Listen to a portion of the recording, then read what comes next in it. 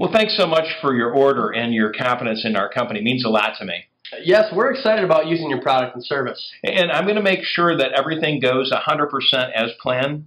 That sounds great. And instantly, once everything's done and you're 100% satisfied, I'm going to circle back around and ask if you'd be willing to be a reference for me. How does that sound? That sounds fine. I'd be more than happy to do that for you. Well, that's fantastic. I tell you what, this has been great. What are your plans for the weekend? I'll be at lacrosse games all weekend. I'm the treasurer of the league, so that keeps me pretty busy. Oh my gosh, it sounds like a lot of activity. Yes, as a matter of fact, between that and the nonprofit board I'm on, there is very little downtime. Wow.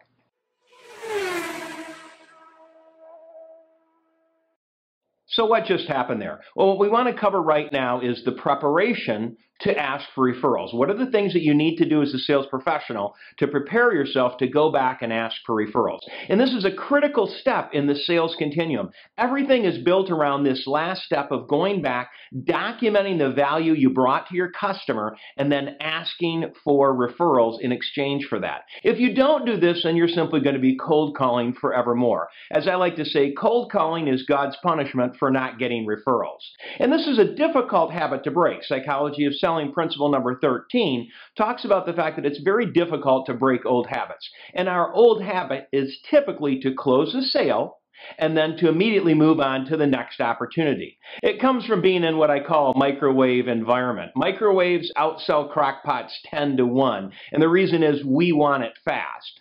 Basically, though, what the sales professional does is they leverage the trust that they've gained throughout the entire sales process. Psychology of Selling principle number 1 is people buy from people that they like and trust. And what we want to do is we want to build that trust throughout the sales process, and then at the end, go back and leverage that trust to gain access to referrals.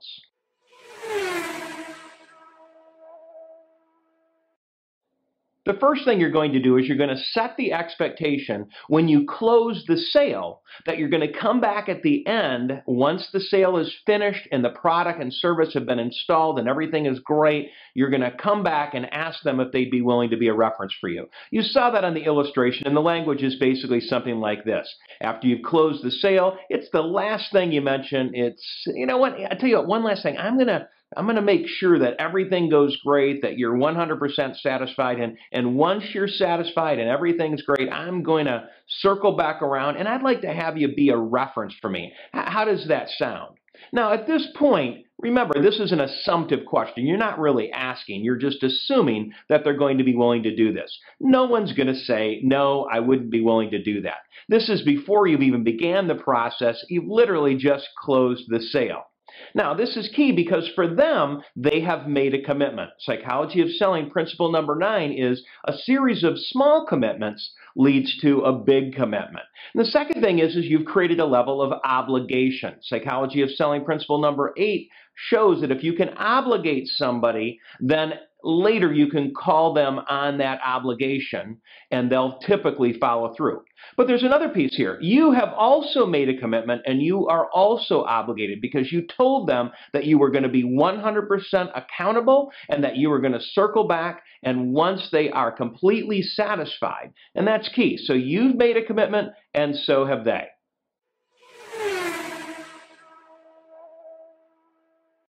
The next step in preparation is what I call the Viewmaster. Now, when you read the book or watch the Shot of Octane clip on asking for referrals, you know that I use the Viewmaster as an analogy for why your customers can't think of referrals when you ask them for referrals.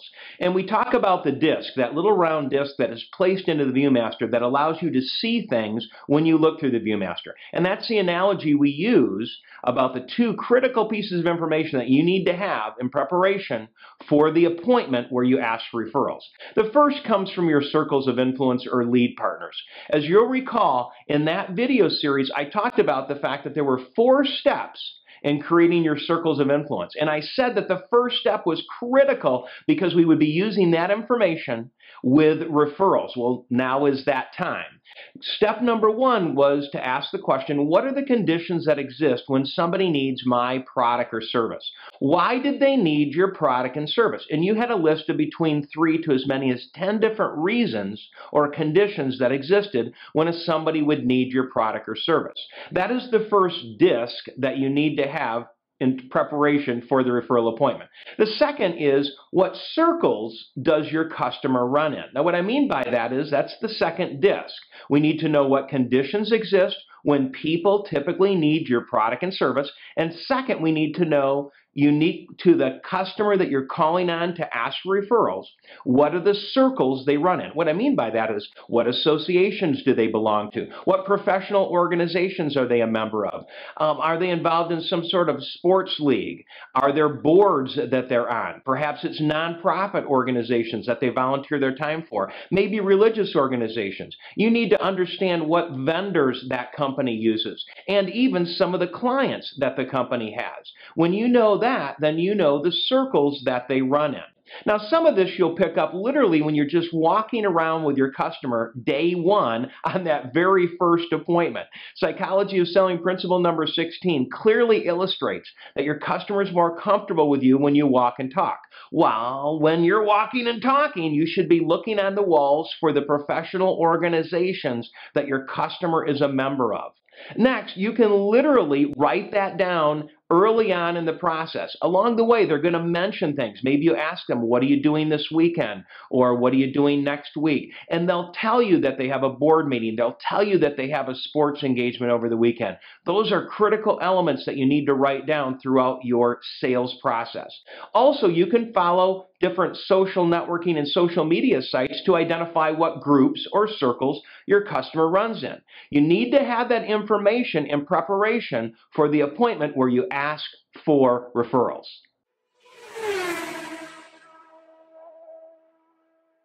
The final piece of preparation involves you and your team members. Now, when I say team members, even if you're not in a team selling environment, there are other people that either install your product or involved, take orders, deal with the customer throughout the process in terms of customer service. I refer to those as part of your team.